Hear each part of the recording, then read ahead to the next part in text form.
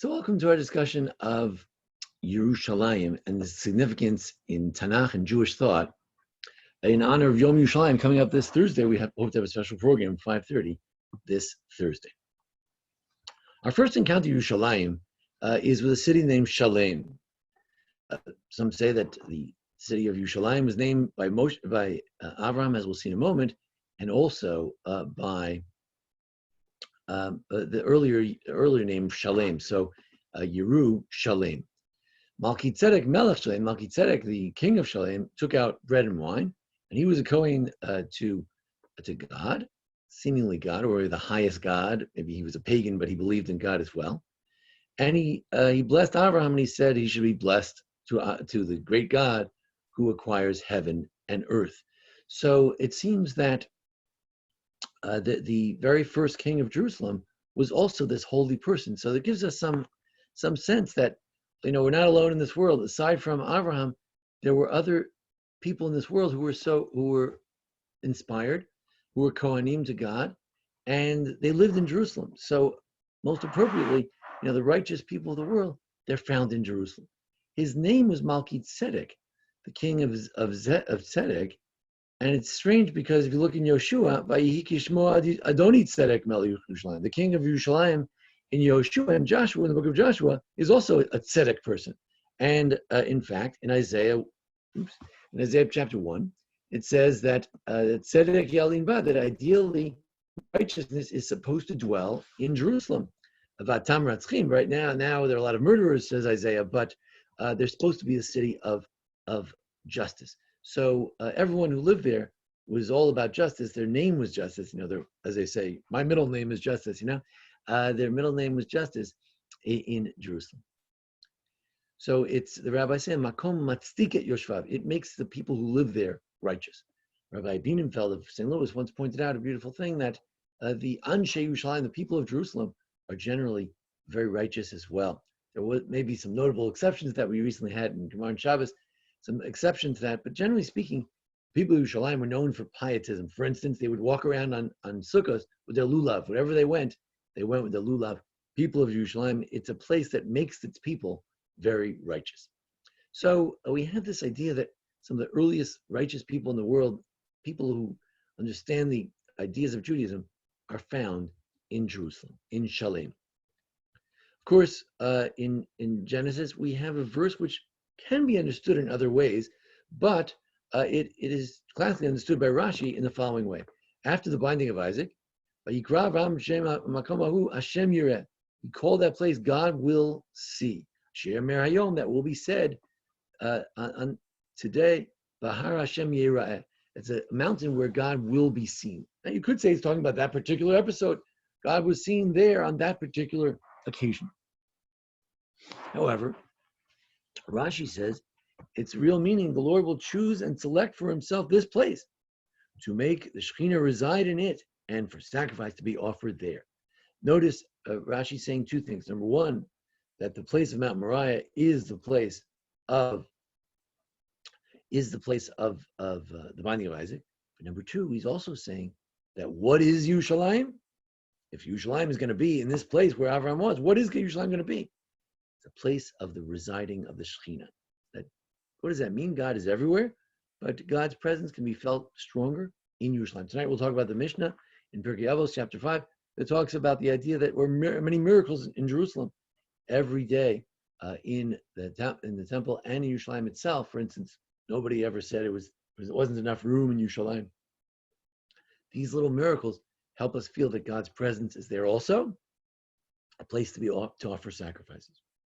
The Rambam says that the Beis Hamikdash is also a place where you come where the tribes gather. So we'll talk about that later as well. And the song of splitting the sea, there's also a notion that there's supposed to be one particular place. Plant us in your mountain, the place of your dwelling. So that's again, Jerusalem is the place of God's dwelling. Pa'al Hashem, that God created. Mikdash Hashem konu yadecha. God, you crafted it with your own hands. Rashi in Rosh Hashanah claims that God will one day bring the temple down whole hog from Jerusalem, from heaven. We'll bring it right down and I'll plant it here on earth. So it's a machol nishivtecha. It's a place for God's dwelling, and God that we ask God to plant us in that place. As it says in Amos, we recorded a few weeks ago in the Haftorah. God, one day God will plant us in the land. Now the question is, are the Jews referring to being planted on the land of Israel, the mountain, meaning there's a ridge that runs through the middle of middle of Israel, from Beersheba up through the Hermon, with a little break in the Jezreel Valley, but it's one big hill. So is that what he was referring to? What the Jews at the splitting of the sea were referring to, or no? They were saying they want a mikdash, they want a holy place, and that's going to be planted in Israel. There's going to be one place that's planted in Israel. In Re'eh, it couldn't be clearer. It's very clear that there will be a special place that God will choose. You can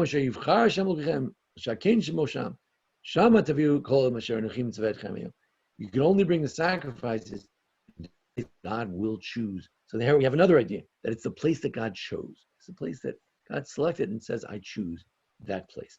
It doesn't say here that it's Jerusalem, but eventually, of course, that becomes clear, as we'll see later.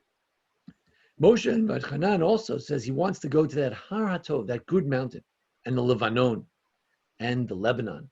So again, it could refer to the mountain ridge, which is central Israel. It goes up and down Israel. I used to live in Har Tzion, where my yeshiva was in Israel, and that's the highest point in the ridge, the mountain ridge, goes all the way from Beersheba all the way up to the Jezreel Valley. So it could refer to that, but the rabbis say, and Rashi quotes, didn't get the Rashi there, but Rashi quotes it that the good mountain is the Mount Moriah, and the Lebanon is not Lebanon, but rather the place that Lavan, that makes our sins white, namely Jerusalem. That's what we say in benching. Why do we mention Jerusalem in benching? Because it says we should thank God for the good land. The good part of Israel is the Har HaTov, the good part, that's Jerusalem. And that's why we thank God for Jerusalem every day in our benching. In the brachas that Moshe gave, he also referred to something about Jerusalem. Moshe gave the blessing to every tribe. V'Binyamin Amar, to Benjamin he said, Yedid Hashem, he's beloved to God. Interesting, King Solomon is also known as Yedidya, the beloved of God, and he builds the temple. It's not from Benjamin, but it's in the territory of Benjamin. Yishkol Levetach Alav, God will dwell with security over Benjamin, because Benjamin's where the temple is.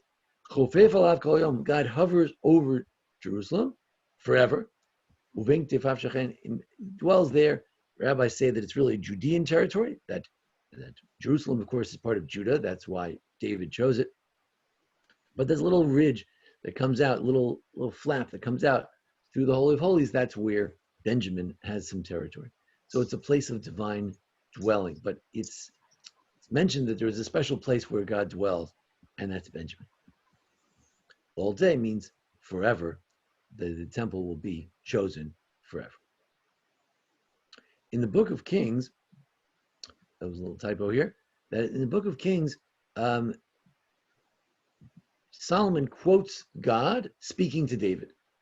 Unfortunately, we can't quote when in the book of Samuel, when Natan the prophet says what God said to David. It doesn't say about the choosing of Jerusalem, but listen to this. It's not clear, but listen to this.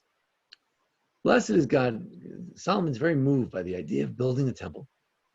Blessed is God who spoke to David, and he said, from the day that I took you out of Egypt, I never chose a city from all the cities of Israel to put my name on it, but I chose David from all the tribes. And it was in David's heart to build a temple for God of Israel. And Hashem said to David, since you had it in your heart, it's a good idea because it was in your heart. And you will not build it. Your son who comes from your loins, he will build it for my name. So it seems to say that God never chose a city. That's against our whole talk here. He's saying that he never chose a city. But we know from Ray that there is a place that God will choose. So the Abravanel explains. He says, from the day that he went out of Egypt, God never chose one city to tell them to build a base of Mikdash, but now he did. It doesn't say that in the book of Kings, but now God did choose it. He chose it right now to put his name there. And he says, look in Chronicles. So we look in Chronicles. Chronicles, is a rerun. It tells a lot of the stories of Malachim and Shmuel are in Chronicles. It goes from Bereshit all the way to the end of the Torah. It's a review of the entire Torah. It's the last, in many collections, it's the last book. So it says, in the same speech that Solomon is giving about God and about David, it says that God chose Jerusalem, to put my name there, and I chose David. So I like to say there's a special covenant that God had with David and with Jerusalem. It's unlike anything else. Usually you have a covenant with the Jewish people. There's a special covenant, God with David, Solomon, Mashiach, and with Jerusalem. Jerusalem is really a reflection of God choosing David and the Messiah. Okay. It's interesting in Christianity, which is what makes such a big deal about Mashiach. It doesn't make a big deal about Jerusalem, from what I can tell. I don't know. It doesn't really do that. But in any event, but really they're connected. If you believe in the Messiah, Mashiach is the one who's a child of David, and therefore it goes back to Jerusalem. Okay. The Rambam in Mordechai addresses a very interesting question, and that is, if Jerusalem is so important, why isn't it mentioned in the Chumash? It's mentioned Shalem, it's mentioned Yahar Yira'eh, we mentioned in the binding of Isaac. We have references to it, but it doesn't say the word Yerushalayim. Could be it was called Shalem, then all right, so mention Shalem more. Only once you mention Shalem. We're always bragging that in the Quran doesn't mention Jerusalem, but in the Tanakh it's mentioned thousands of times. Okay, but that's in Tanakh, in Nach, in the Nevi'im, Ketuvim, prophets, the scriptures, but in the Pentateuch it doesn't mention Jerusalem. As I said, many references, but it doesn't say Jerusalem. Why not? So the Rambam has three practical reasons. Very, very nice. What's number one? It always calls it the place God will choose. Why isn't it called Jerusalem? First, if the nations had learned that this place was to be the center of the highest religious truths, they would occupy it or fight about it in the most perseveringly. We find this to be true today, right? That once upon a time, if you look at the Temple Mount in 1850, it was a little dusty. It was a little bit of disrepair up there. But all of a sudden, when the Jews came back, the 1880s and all, and in modern times, the Arabs, very holy, Al-Aqsa. I'm not saying the Arabs didn't always make a Hajj and a pilgrimage to Jerusalem. Jerusalem is one of their holy cities, but made a particular big deal about it when the Jews arrived. So when the Gentiles heard that the Jews were coming, they knew that Jerusalem was the main place. They would fight harder to hold on to it. In fact, it's interesting because they did fight hard. Joshua supposedly conquered it, says in the list there, but then David has to conquer it again. There's still Jebusites in Jerusalem. So it's a strange thing. It was hard to conquer, but the Rambam says it would have been harder if they knew that this was the main city for God. Secondly, those who were then in possession might destroy it and ruin it and place the place with all their might. You say, oh, nobody would do that. But we found the same thing in modern times, that when Jordan captured Jerusalem, they destroyed every synagogue they could get their hands on, so it wouldn't, so it would be not Jewish forever. And of course, we recaptured it and rebuilt everything. Thirdly, and chiefly, every one of the 12 tribes would desire to have his place in its borders and under its control, right? We know that the tribes are always fighting, right? It starts with Joseph and the brothers. So what's God going to say? He says, by the way, Jerusalem's the most important city. I'm giving it to Benjamin, and I'll share it with Judah. Everybody else, you can jump in a lake. Everyone will get very upset. It will be a big fight. So he says, he didn't want to mention that. Therefore, it was commanded the temple should not be built before the election of a king who would order its erection and thus remove the cause of discord. The king would, he doesn't explain it. A king is necessarily appointed by all the people. It's true, God anointed David, but you can't be a king unless you have acclamation. Kings are only there at the grace of the people. There's a social contract. So if somebody could decide to be king, then he can decide where the city is, and that's what happened with Jerusalem. So finally, you could have a decision. Okay, Jerusalem is it. So that's three different reasons why Jerusalem is not mentioned in Chumash.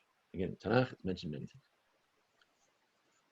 So if we ask, what is Jerusalem? So what have we said so far? Who would like to tell us?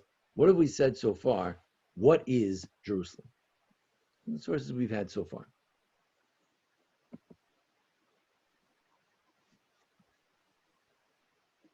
Well, we've had that Joshua, in terms of the naming. Joshua, with the verse Joshua, in Joshua, we had the Adoni Tzedek, the verse that it's right. a place of righteousness. That's what we Yeah. quoted from Joshua.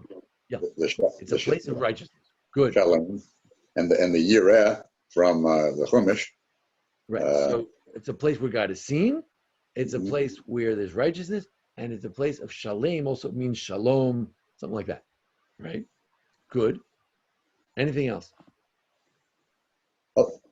In terms of the construction of the name, you mentioned that we have the Yeru and the Shalem. Yes. Why does it sound like a plural?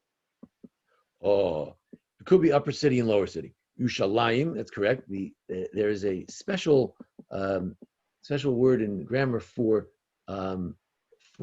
words that are double, like yadayim or hands. Raglayim is the ayim ending is the double ending. I forgot the technical grammatical expression.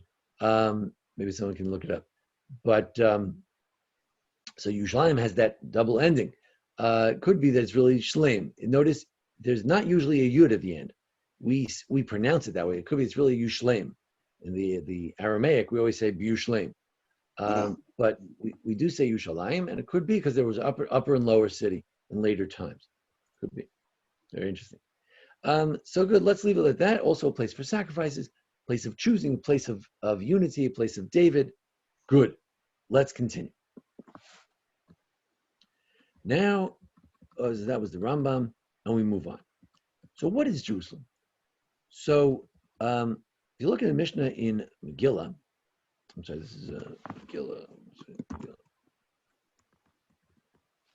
The Mishnah says, I think it's 12 or something like that, Ein Venu Shiloh Yerushalayim. Shiloh is also chosen. For a while, for hundreds of years, Jews lived in Shiloh. And it could be that at that point, Joseph and Joshua and the northern tribes were chosen, Ephraim, and then later David was chosen. So everyone had a chance. The Rachel and Leah, they both had a chance for Jerusalem for a while.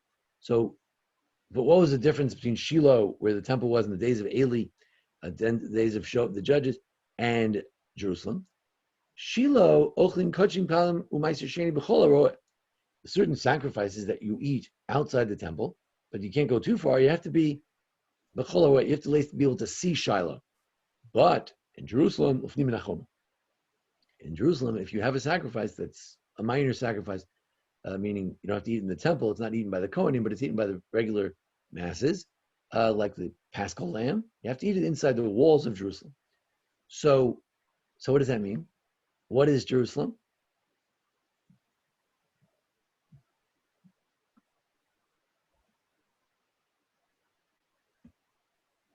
A place where you eat the important sacrifices.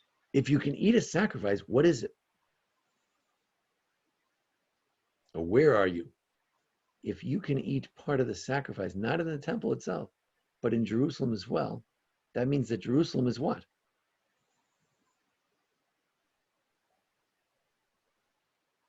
An extension of what? Extension of the temple. Yeah. It's the outer wall of the temple.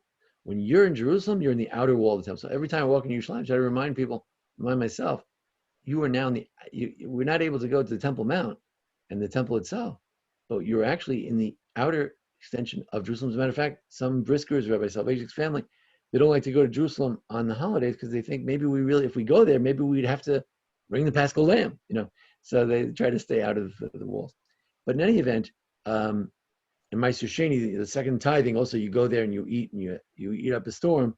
In Jerusalem, take all your fruit or the money from the fruit, and you eat tons of stuff and you share with the poor in Jerusalem every year. So that also can only be done inside the walls. So it's a place of rejoicing, joy, and also a place of sacrifice because it's the outer wall of the temple itself. That's what it is. Good. In the Shir Shel Yom, today, it happens to be today's Shir Shel Yom, Monday, the Shir Shel Yom, Yom Sheni B'Shabbos, second day of toward Shabbos, every day we say in Tehillim 48, God is very praised, it's a place that's so magnificent, it makes people praise God. Let's continue. Yefei nof mizos kol haaretz. It's so beautiful, it's not just because people build it up beautifully, but it's because it has mountains surrounding it, as it says elsewhere. Mizos kol haaretz. It makes people happy. One reason it might make people happy is the midrash that when God made Adam, he took dust from the earth. Where did he get the earth from? So they say he took it from the Temple Mount. So could be when you get to Jerusalem, you feel like you're going home. You feel connected to your original self. That's why even Gentiles go to Jerusalem, it makes them happy. So it makes everybody happy. All the Aretz. Har Tzion, it's a mountain of Zion. It's a different question. What is the word Zion? What does that imply? Tzion.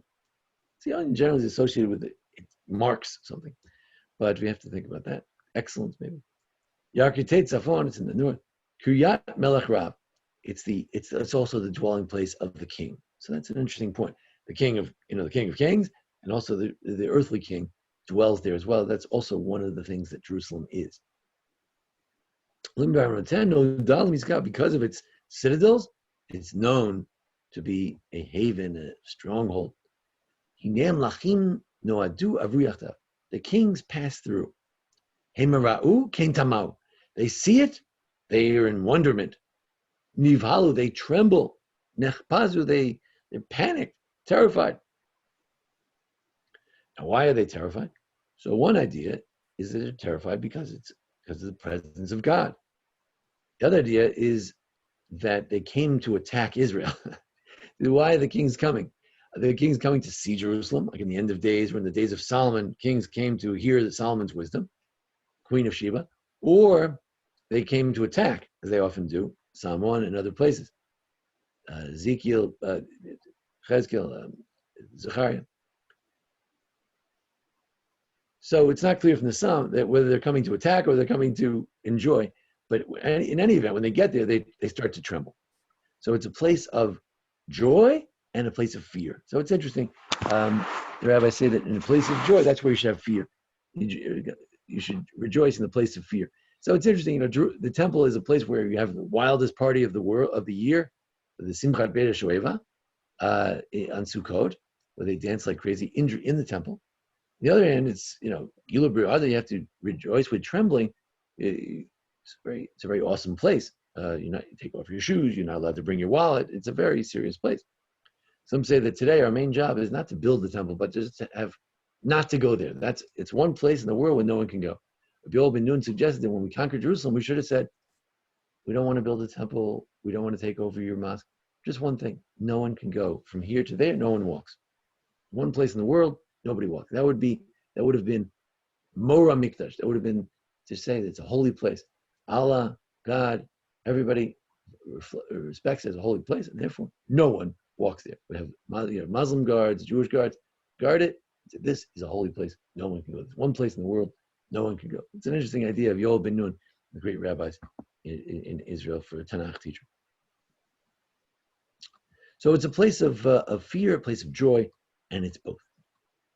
The Medrash Shocher Tov, in commenting on this verse, says, what do you mean, Yefei Nof? It's a beautiful vista. What does that mean? It makes people happy. Hakomi Apinla. Everybody says, oh, it's so beautiful. There was no beauty like it. And how did it make people happy? Made the whole world happy. What does that mean? Person would pass by and he felt depressed and is worrying, doeg. Libos Zachaleh. He felt bad. He's like depressed. Go to Yerushalayim. Makriv Korban, bring a sacrifice. He cleanses his soul. Libos Samech, all of a sudden he's happy. So it's through this, he wants to connect the joy through the sacrifice. You could say the presence of God. Rabbi Soloveitchik said, in the presence of God, there's joy. So when you're close to God, there's joy. When you feel connected to all the good things in the world, all things right, you feel good about yourself.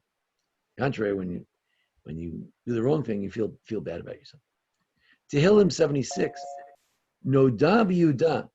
There's a book called the Noda B'Yehuda. There's a famous Rabbi Landau who knows the Noda B'Yehuda. He gets it from Psalm 76.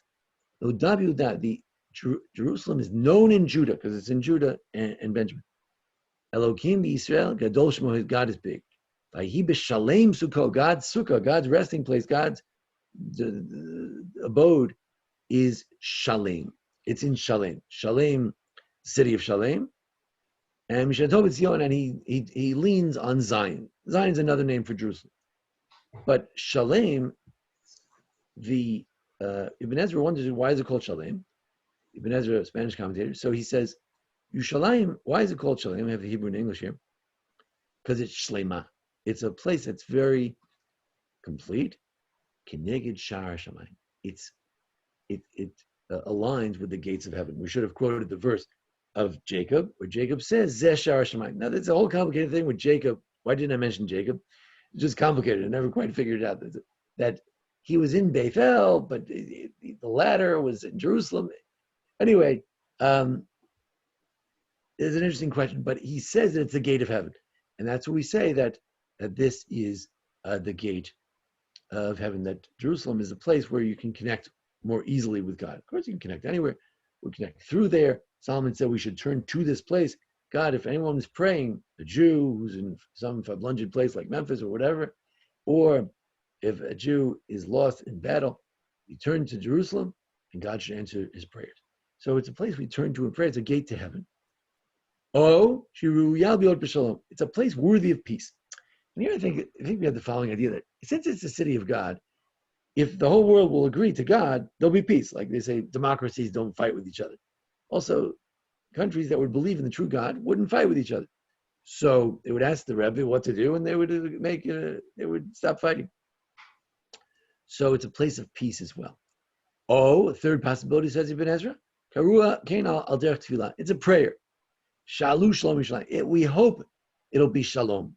It's a place where we pray that there'll be shalom. We have a mitzvah to always dirshu shalom yishalayim. We should always be looking into the peace of Jerusalem and praying for the peace of Jerusalem. Christians are very big into that as well, praying for the peace of Jerusalem. Some of them. Yechezkel 45. In Yechezkel 45, it talks about that one day the city will have gates for every tribe. One day everything will be a little different, says Yechezkel, at the end of Yechezkel. And there'll be tribes will be very even slats across Israel. And then Jerusalem will have a gate for every tribe. So for instance, this place at 400 feet, and etc., the gate of God, and the gate of Asher, and the gate of Naphtali. I don't want to take up too much space, so I didn't quote all the other verses, but all the tribes have a gate. And Saviv Shmona Asar Elef, they have a certain measure of the city. Shema Ir Miyom Hashem Shama. The real name of the city in those days will be God is there. Let's dispense with any facade. We'll just be very clear about what the name of the place will be one day. God is there. Hashem Shama. That's what everyone will call it. The idea that one day 10 people will grab the coat of a Jew in Zechariah, it mentions this, and they'll say, "Take me to Jerusalem." Everyone will know they want to go there. That's where God is. Again, God is everywhere, but God we experience more there. There are more miracles, more present. You can feel God's presence more over there. Which relates to a debate in Yuma. The Talmud in Yuma debates, was Jerusalem, Yerushalayim nitchalkal lishvatim or not? Was Jerusalem divided by tribes? In other words, was when they gave out different things to different people, different tribes, they say, okay, Jerusalem, that goes to Judah. This part of Jerusalem with the Temple Mount, that goes to Benjamin, and and everyone else doesn't get it. Or we say, no, Jerusalem wasn't divided. Jerusalem is for everybody. So the idea that as we mentioned that Judah and Benjamin share it, it's a beautiful idea because don't forget Judah saved Benjamin. So Judah kind of hugged Benjamin. So it's a place where Judah hugged Benjamin. He saved him and he loved him, even though he had so much to lose, and Benjamin, from the other tribes, from Rachel. That embrace of Judah and Benjamin, which was supposed to be David and Jonathan, or Saul and David. Anyway, Michal and David, it didn't quite work out. That hugging of those two tribes, that's where Jerusalem is. So Jerusalem is a place of peace because it's a place where Judah and Benjamin, who should have been fighting like Judah and Joseph, there was great unity there. So it's a place of unity. So that idea we expressed already, that it was given to tribes. What's the idea that it was not given to tribes? So as we said in Yechezkel, one day everyone will have a gate. And there was a Braita here in an outside source in Yuma, says, you can't rent a house in Jerusalem. It's not your house. You can't sublet because it doesn't belong to you. Mitot. Let's see. You can't even rent their a bed. You say, well, you pay $50 a night. No, $3,000 a night. No, you can't do it because it's not yours. So then it's not nice. You come, you knock on the door, you say, hey, I'm staying the night, and you don't pay anything. So he says, I'll tell you what. So what happened was, let's say you came to Jerusalem. So you come to Jerusalem on Pesach, Shavuot, and Sukkot. You got to bring a sacrifice. You bring a sacrifice, you get to have the skin. They give you the skin.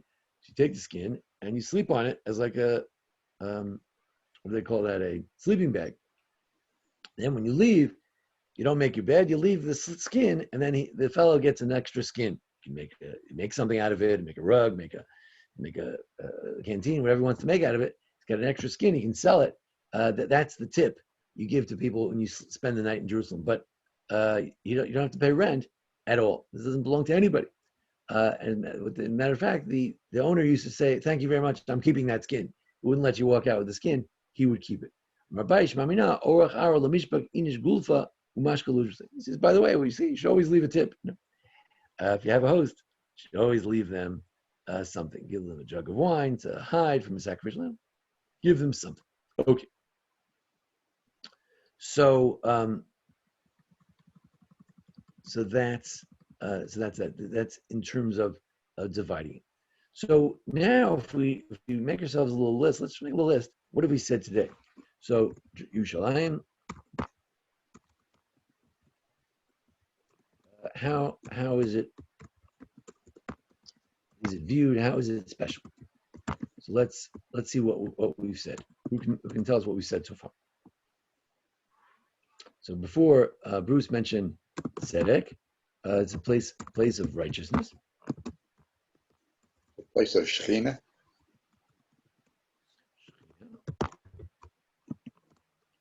Divine presence. Good. What else? It's part of it's an extension of the temple itself. Good.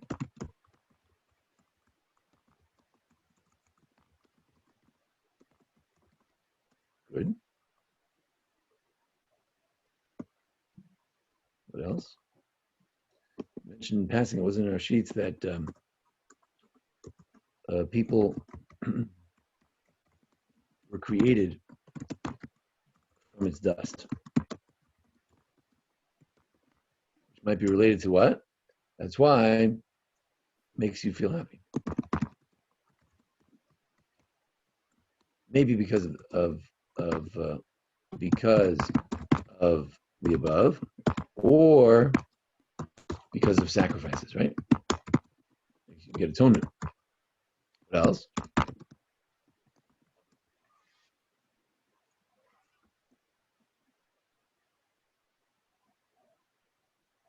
Right? It says it's a place of unity of all the different tribes. Maybe they share. Everyone gets to share it. It doesn't belong to anyone in particular. So did we leave anything out? What else?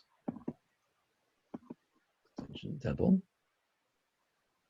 Joy. It's a place of great beauty as well. I think we should mention that. It's related to the joy, but it's also a place of great beauty, majesty, awe, right? In addition to joy, it's also a place of awe. You go, the kings come there, they're awed by Jerusalem, they're wowed by Jerusalem, the spirituality of it, etc. And also, the Peshat, I guess, would be that it's a place of peace. Good, and that relates to unity, because it relates to the word shalem, right? Unity, peace. And also, shalem meaning the completeness. Good. Shalem. And also, which Ibn Ezra thought was related to To what? The idea that it's aligned with the gates of heaven, right? The temple above. There's a temple above, Jerusalem above. We also should mention completeness. Yeah, the peace and the unity are related to each other. It makes its residence. People call that Jerusalem syndrome, right? They say people they from out in Jerusalem. It has an effect, has a spiritual effect on people. All right, did we cover everything? Let's see. What did we leave out? It's also a place that God chose. Which relates to Jerusalem, which relates to the king. Right? It's a place that God chose. It's a reflection of the fact that God chose whom? That's what it's called in Devarim. We call it the place that God chooses. God chose it as part of what? Choosing. Again, the Rambam looked at it like, well, once you have a king, then you could have unity. You could have Jerusalem with unity rather than just, fighting over it. But there's also the idea that when you have it, it shows that God chose that particular king. It's a place of kings. The heavenly king and the earthly king. Good. That's a new one. Very good. A place of kings above, below. Yeah, we saw that in the verse in Tehillim 76. Let's take a look again.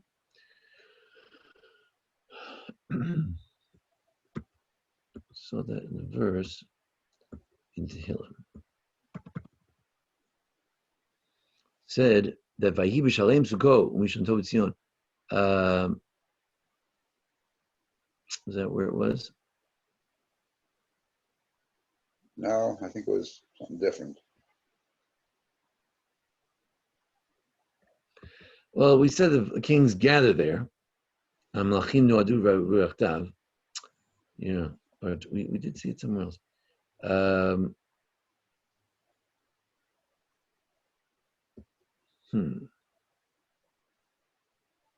Maybe it was in this Ibn Ezra. Let's see. Ibn Ezra was more the completeness. Yeah. No, I saw it somewhere else. Anyway, and then divine presence, that God is there, right? Divine presence relates to that name in Ezekiel, that God is there. All right, so I think that we have a good list. So it's a place of certain values. It reflects certain values. It reflects righteousness, peace, completeness, beauty, majesty. And of course, because it represents God, it has an impact on the people who live there. It's an extension of the temple, so it's going to be holier than that. When we say the divine presence, also a place of miracles. Based on Pirkei Avos, it's a place of small miracles happen there that help you see presence of God there. Extension of the temple. It makes people happy, perhaps related to the fact that people came from its dust, or maybe because of the sacrifices that you bring there, it makes you feel less guilty.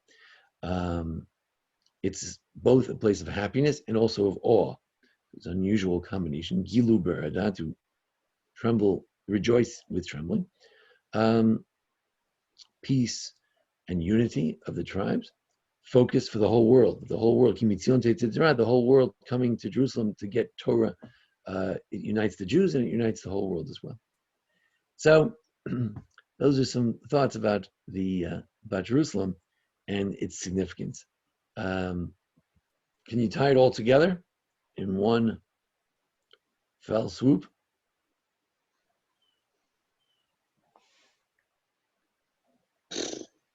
I don't think so. I think a lot of those concepts are pretty independent.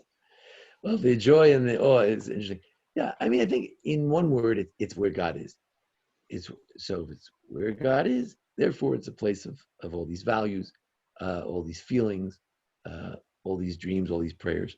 But perhaps that sums it up best.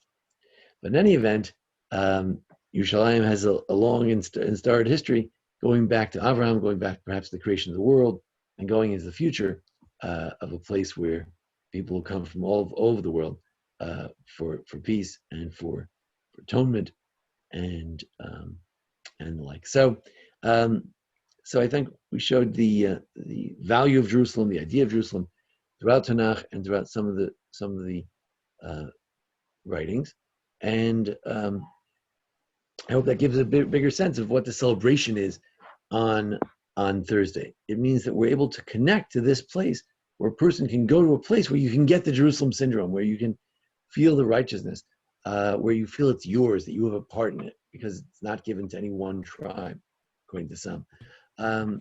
It's a place where you can experience God. You can be, in some ways, in the outside courtyards of the temple itself. So being able to return to that place is very special. And it's interesting. We celebrate that we have sovereignty over it, which is important, because one day we'll have to build the temple and we'll need sovereignty for that. But also that we were able to return to it. That for 17 years, Jews were precluded from coming to it. 17 years? No, doesn't sound right. 67, 19 years. The Jews were precluded from coming to it, and because of the Jordanian rule, and we're able to return to it. That too is one of the great joys. All right. Any other questions, comments? Rabbi, Yes. this is Elaine. Yes. I keep thinking about all the sacrifices that were made there, and God doesn't forget the sacrifices. What kind of impact would that have?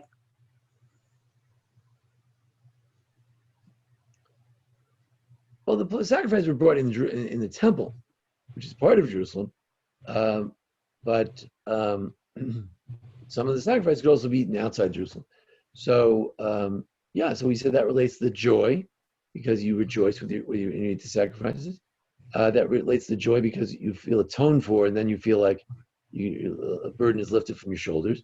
So that plays that plays a role in what Yerushalayim is. But of course, today we can't bring the sacrifice anymore. But perhaps that joy could still come from feeling closer to God. Great, thank you.